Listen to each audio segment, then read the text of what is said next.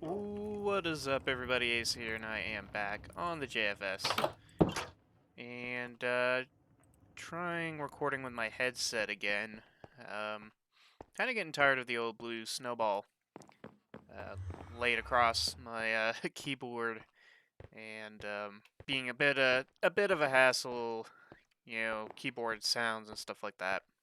But, yeah, gonna give the old headset a try once more. As you can see above me, I've been doing some lighting work up here, putting sea lanterns in the ceiling. I kind of like how it looks, but I think it'll look better if I can get this thing finished all the way. I have not done this side yet, but I'm going to need this to ride all the way back. So yeah, today I'm going to talk about UHC Season 29, which final episode has been released, as well as the April Fool's UHC, which I live streamed, and I basically release almost the entire stream on the channel here. You can see I'm working on this corner right now. I cleared out right around the spawner, as well as the other, as well as the back half here. So we're just doing this final part here. And as you can see, as you saw on the way up, there's a big gap that we have to cut through. So it can be a little bit tricky working around that. But yeah, let's talk about Season 29. Pretty interesting season. We did random teams of 2 with hidden advancements. And for the 3rd time in 5 seasons, I think the 4th time ever, I've teamed up with Shawson. And I believe Shawson is the person I've teamed up with the most, or he's right up there. I've teamed with Fruit a fair number of times, and I think I've teamed with Mary a few times as well. But I know Shawson's right up there, pretty high up on the list for me.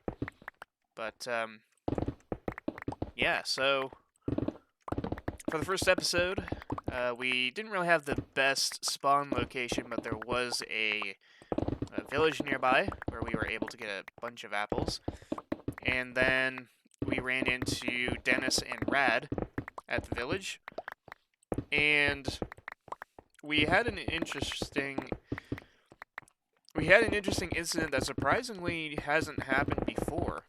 And that is Rad and Dennis were picking up hay bales, and Shawson tried to, I guess, jump in and steal a couple, and Rad accidentally hit him with her axe, I think. And he lost, I think, a heart and a half to 2 hearts, something like that. It wasn't all that much. But yeah, this was the first time that something like that has happened. So, we weren't really sure what to do about that, because it's kind of surprising that in all of our UHCs, I don't think we've ever had an incident of somebody dealing damage to someone in the first episode. But Lemons ended up healing Shawson, although it's pretty safe to say that he was out of contention for Iron Man, which kind of sucks for him, because he's one of the people who hasn't gotten Iron Man yet. But no matter, he got his health back. And so yeah, we continued on. We went through a dark oak forest, got ourselves some suspicious stews, and then made our way underground. The little cave that we had wasn't really all that much going on, so we got some basic stuff, and then went back up on the surface for the second episode, in which we found a shipwreck, and that gave us a couple leather helmets with projectile protection on them. And then, on our way to finding a new cave spot, we ran into, we saw the name tags of RV Bagel and Sorta Cool Turtle, who I think is the first debutant we've had since, like, Season 24 or something like that. It's been a long time. I think she's like the 89th unique player that we've had. So we're just 11 away from 100. We're getting pretty close. I don't think we'll ever reach that 100 mark, but we're getting there. But yeah, so I decided that we should leave them alone because it's Turtles for a season, and I've killed Bagel plenty of times already. Didn't really want to do that, but we'll get to that. So yeah, we moved on. We found a place to dig down. Right around that time is when Weathermaster died, I think, to a skeleton. So he was the first death, officially. And that's pretty much, we found a mine shaft, started exploring that. By episode 3, we found our diamonds. But the biggest news for the third episode is that Dennis died just a couple minutes into the third episode. And that was pretty surprising. He had a creeper drop in on him, which that really sucks. I've been there. And took him out early. He's one of the championship contenders going into this season. So it really sucked for him. But yeah, it was good for us. And so, yeah, Shasa and I got our diamonds.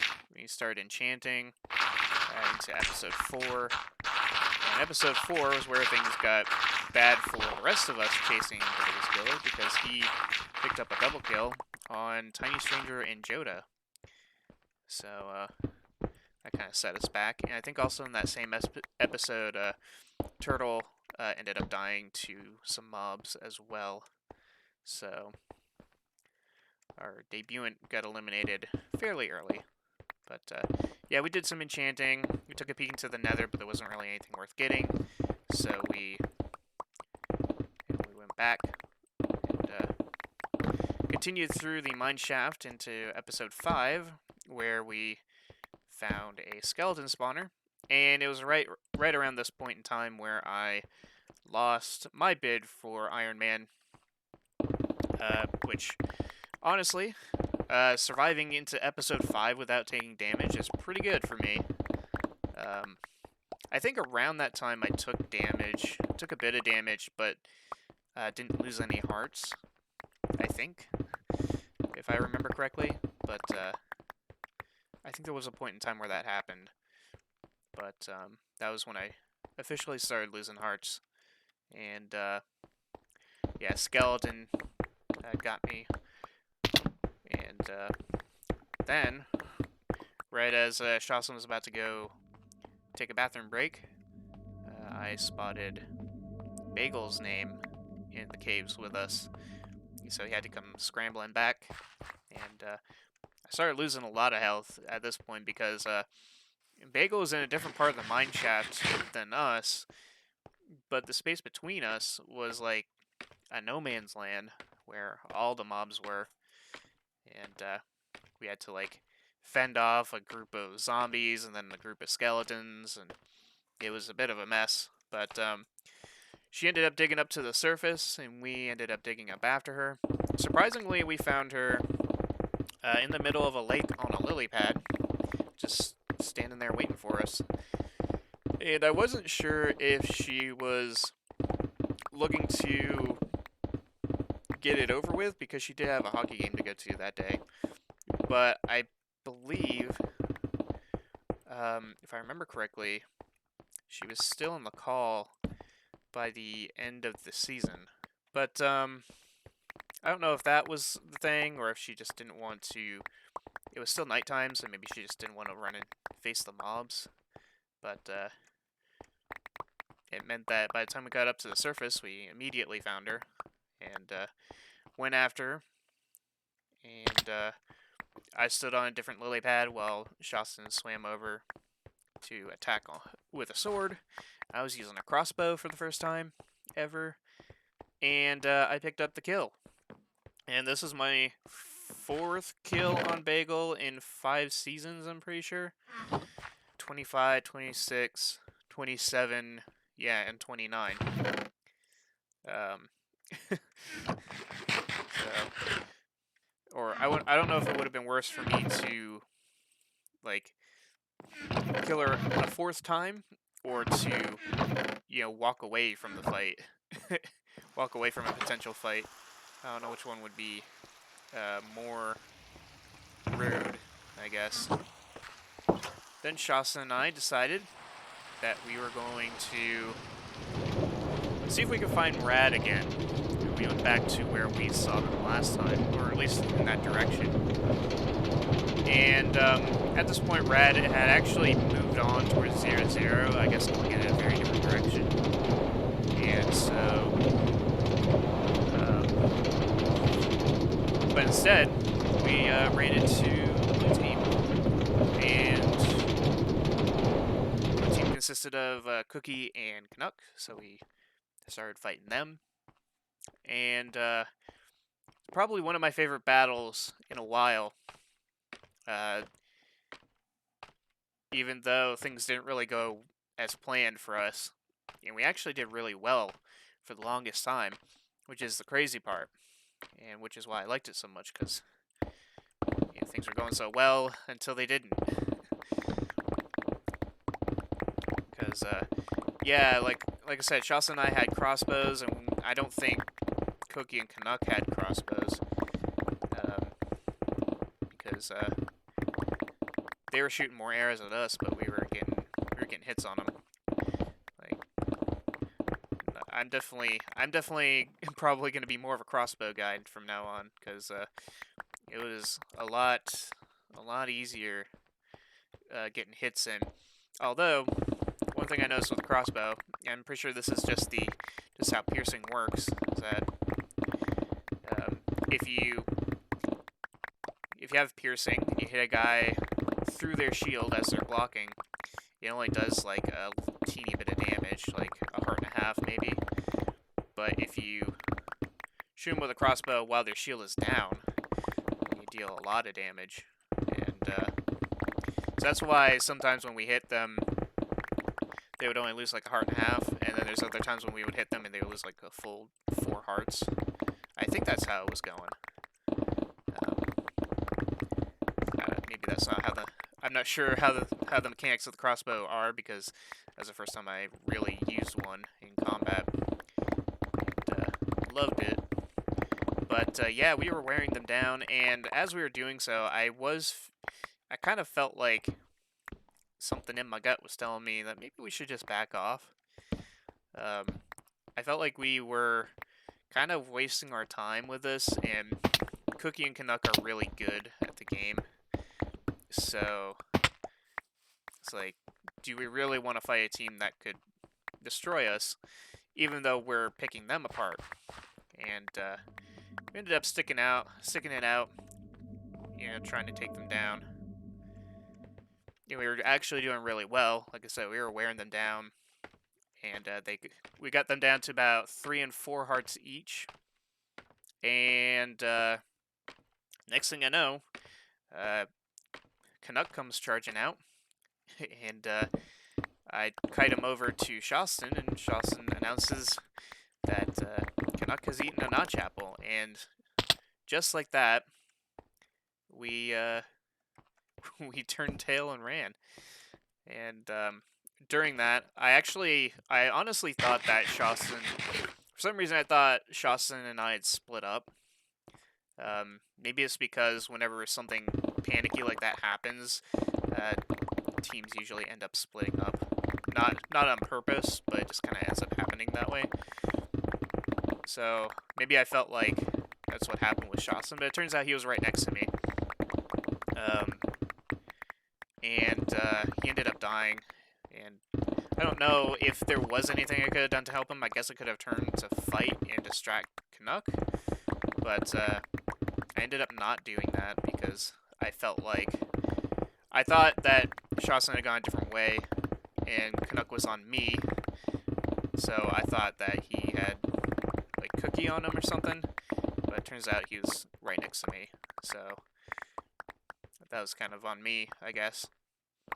But yeah, we went from methodically taking them down to dying And I left a comment on Shawson's perspective of it, and I agree with his response in that 9 times out of 10 we would have won that battle. And really the only ways that we would have lost a battle like that is either A, another team shows up, or B, which is what happened in this case, that a notch apple is eaten.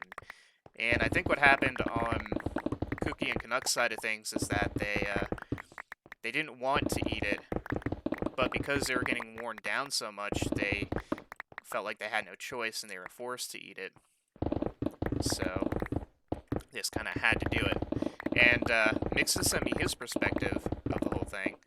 And even though I could only hear his commentary on it, because he only had his own audio attached to the video, I also agreed with him that a fight like this usually doesn't really result in anything good for either side.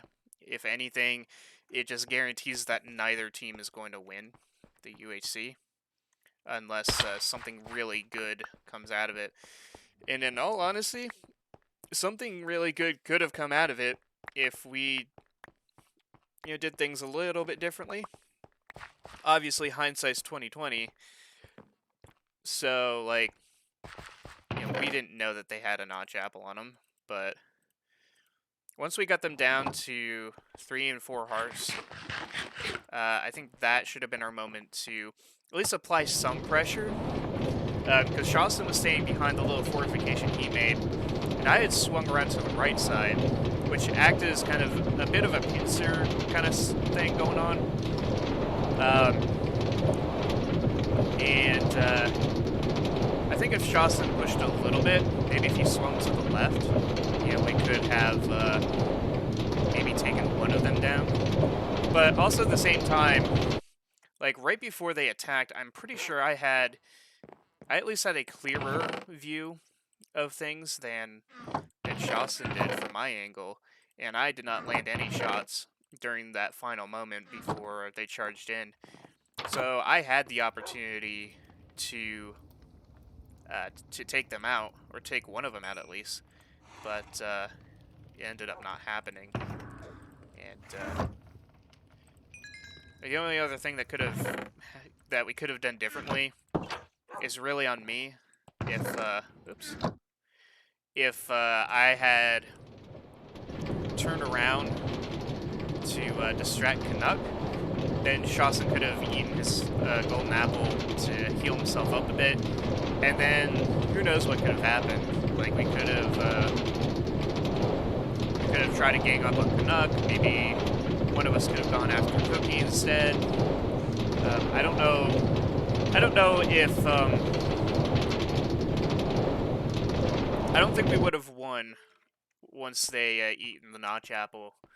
It's really hard to say, because there's actually an analysis video that I want to do in the future, is to look at the effectiveness of the notch apple, because like in some cases it seems like it's really powerful and sometimes OP, but in other cases we've seen people eat notch apples and die, like season 25, I think Dennis ate a notch apple and he died to Killer. But it's happened a number of times where people have eaten a notch apple and it didn't really mean much, but just I guess the mentality behind the notch apple as being really overpowered or just really powerful in general, sometimes that's enough to turn the tides, and it did so in our case. But yeah, so I managed to survive. I did the thing I usually do when I'm at a disadvantage, and I ran. And on the one hand, I have no problem doing dirty tactics like running away if it means that I get to live a little longer, and I actually outlasted a couple people going into the final episode. I outlasted Rad, who died as we were running away, and then I outlasted Special later on, which I'll mention in a minute. But running away is definitely a cowardly thing, but if it means I get to see the final episode and have a chance to maybe scrounge up a kill or two, then I will do that. And I did it there.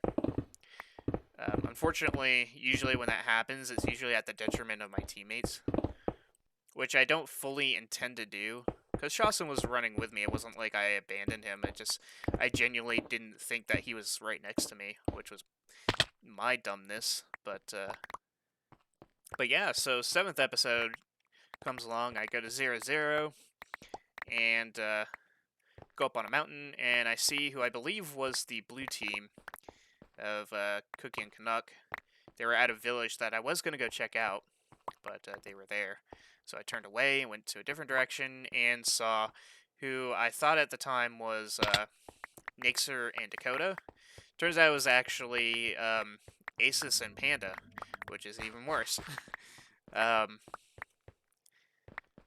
so I ran from them for a little while, and then I made it down into this riverbed. And do I want to swap now?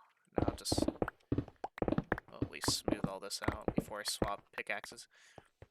But yeah, I ran down into this riverbed, and it turns out if I stayed up in the field, I probably could have stolen a kill on Special Bruh, because he just so happened to have popped out of the forest right as I was ducking down into this riverbed, and I never saw him, but Asus and Panda did, and they went after him instead, and took him out pretty easily. So,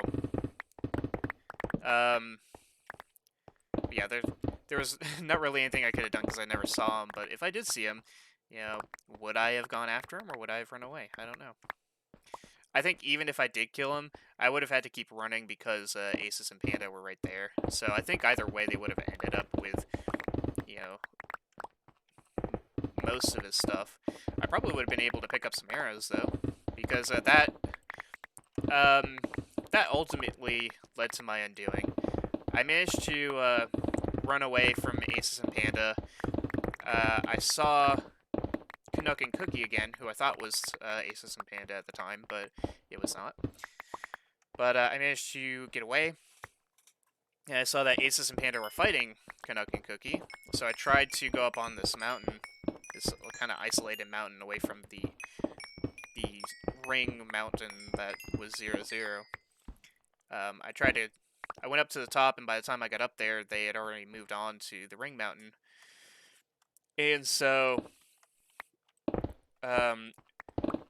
Canuck and Cookie went to the backside of the ring, and Asus and Panda went to the right side, and I went around to the left side.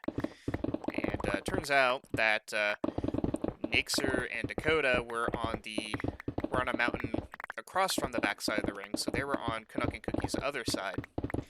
But I never got to see them. And Killer and Boo were, I guess, on their way. That's usually the best way to describe Killer doing Killer things, is that, you know, usually on the final episode he is on his way. But yeah, so I just kind of tried to be a pest, I guess. I was going to see if I could help Canuck and Cookie defeat Asus and Panda.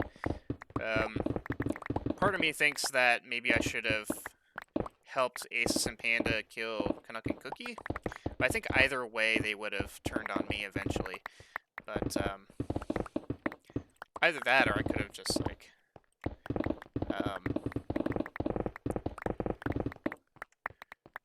either that or I could have, like, just backed off and gone down the mountain at some point and try to find a place to hang out for a little bit. Because I ultimately was not in a great position. And so, yeah, I just hung out there, tried to get some cheeky shots in. I only got like one hit, but it was a really good hit. And then I ran out of arrows. And around that same time, I saw Killer and Boo. So I think that's what prevented me from actually, like, running away. It was because I knew Killer and Boo were down there. And I think I should have just gone down there anyways, because I continued to circle around to the side. And I did not do that. I did not go down the hill. And I ended up staying topside, up on top of the mountain. And Aces and Panda finally decided that they were going to move in and finish me off, get me out of the way. Because I was being a bit of a problem. Of course, at that time, I was out of arrows. So instead of doing any running away, I was kind of done running. But at that point, I was like, all right, let's just do this. So, I charged in. I got a couple hits on Panda. Unfortunately, what I did was I started spam clicking. And that's because I was doing practice. I was practicing on OC.tc, which is a classic PvP server. But they use the old combat system. So I was like, which that old combat system is of course spam clicking, and so I was doing that, and so I did not do hardly any damage to Panda. I focused on him because I thought, because the last time I checked his health, he was down, I think 4 hearts, but right before they charged in, he ate a stew and then an apple, and so that basically filled him right back up. And so my idea of focusing on him didn't mean anything, and I died. So that was the end for me. After that, Aces and Panda went after Killer and Boo. They managed to kill Boo. Killer, at that time, Cookie and Canuck showed up to get in on the fight, as well as Nixer and Dakota. Killer managed to run away and escape, getting ganged up on for a second time. And Aces and Panda went after Nixer and Dakota and made short work of them. So I was like, thanks for showing up, guys. That's kind of how I felt like that. They showed up just in time to die. Like, they were there. Yeah, they were in the area the entire time, but like, everybody else was fighting, and they were kind of around, and then once they finally got involved, that was it. They were just taken out. They weren't even enchanted either, so, but, yeah, then all 3 groups converged, and Panda died next, and then Cookie, and it came down to Aces versus Canuck versus Killer, which is a very interesting trio right there. 3 very skilled competitors. And then Canuck got taken down, and then Aces got the kill on Killer and won the season. So big congrats to Aces and Panda. Aces picked up 6 kills this season, and as Dennis pointed out, he kind of played the game very seriously this season. Like, he finally tried. He put, I think he's tried in the past, but I think there was an element of just kind of having fun that he was doing for most of the UHCs, and it wasn't until this one that he really buckled in and gave it a serious shot. And as you can see, he's one of those people who can take down Killer. So yeah. So Aces got 6 kills, Killer got 4 kills, Panda got 2, I got 1, and Canuck got 1. So yeah. So for the leaderboard, really all that matters is who is still in contention for the championship. And it comes down to 3, technically 4 of us. And that is myself, Shostin, Dennis, and Killer. Dennis is, I believe, 47 points back. He's actually on the bubble in the margin of error, in which I would kind of say that he's all but eliminated. Pretty much all Killer has to do is show up and survive like the first episode or something like that, and he'll have that locked down. Yeah, Dennis is basically all but eliminated from the championship, unfortunately. And the rest of us aren't really that much closer either. I am 32 points back in third, and Shawson is 30 points back in second. So it's not entirely out of reach, but it kind of essentially is. Like, as long as Killer has a decent season, then we're pretty much doomed. So there is some stuff that we can do to better our chances, but when I say that, like, I'm 32 points back, that means when Season 30 happens, I have to earn 32 points more than what Killer earns in Season 30. So we have to make the same amount of points, and then I have to do 32 points more just to catch up with him, and then one more point to pass him. However, the race for second is probably going to be the exciting one, because Shawson and I are just 2 points apart. So that's going to be the one everybody keeps an eye on, in my opinion. But we'll have to see. So yeah, how did this season go? I think it went really well. I think it was exciting. Definitely more exciting than 28.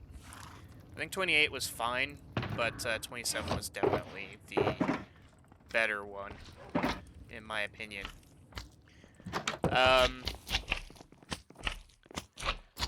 As for the hidden achievements, I kind of feel like they were overall kind of a non-factor, in my opinion. Like, I don't really think they changed much for the game, in my opinion. Like, sure, we had no idea what anybody was doing, but by the time you reach, I guess, the quote-unquote combat phase of the UHC, you kind of know that people are going to be enchanted. Some people are going to have diamond gear. You kind of expect players to have certain things, and it didn't seem to have changed anything. And I don't think only my team and Aces' team went to the Nether, and neither of us stayed long at all. So that was like the only part where I was curious to see how things would play out. But since nobody stayed in the Nether, it didn't mean anything. And there was also a wonder if the game would be longer or shorter with the hidden advancements, and it ended up being that it had no effect on it, because it was about 7 episodes long, just like any other season. So yeah, not really much of anything changed because of it. In all honesty, it would probably work just fine as a standard, like a standard addition to the game. Like, if we just always had hidden advancements, I don't think it would change much of anything. So, as for how well I did, I think I did pretty well. I did the best I could with everything.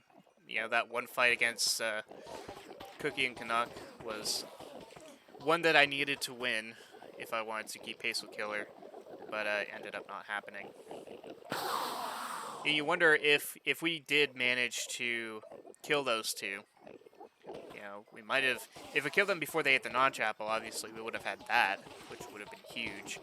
But even if we didn't win the season, like, we would have had...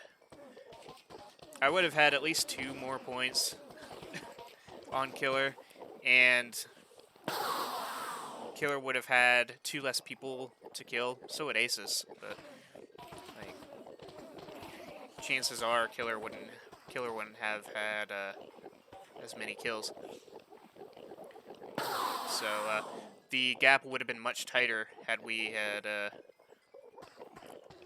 finished that off, but we did not. So, and on top of that, whichever of the 2 of us ate that non-chapel would have been 5 bonus points. So really, that battle that Shasta and I had against Cookie and Canuck, that was one that if we wanted to win the championship or had a have a solid chance at the championship, that's the one. That's a battle that we kind of had to win. Unfortunately, in hindsight, like I said, we never knew that they had the non-chapel, so we figured that if we just kept doing what we were doing, that everything would work itself out. But it ended up not working out that way. So, kinda sucks, but what can you do? Because, yeah. But yeah, I think that was the chance that we had to have a solid chance at winning the championship. Like, that sealed it for us. I don't think it was so much what Killer did as much as it was what Canuck did, or what Canuck's team did in eating that non-chapel. So, but yeah, season 30 is scheduled for June. Now, I'm planning on moving in the beginning of June. It's still not set in stone yet because I'm still preparing. If I need more time to prepare, then I will. So there's no guarantee that I'm even going to move right away in June. I might wait till July if I have to. But sooner the better, preferably. So we shall see, we shall see. But I know we have to put the house up for sale by June 1st. That does not necessarily mean that the house will be sold by then. And I don't think we're required to move out on June 1st. But we'll see how that goes. But if I do move, then I have to make sure that everything is set up in time. So,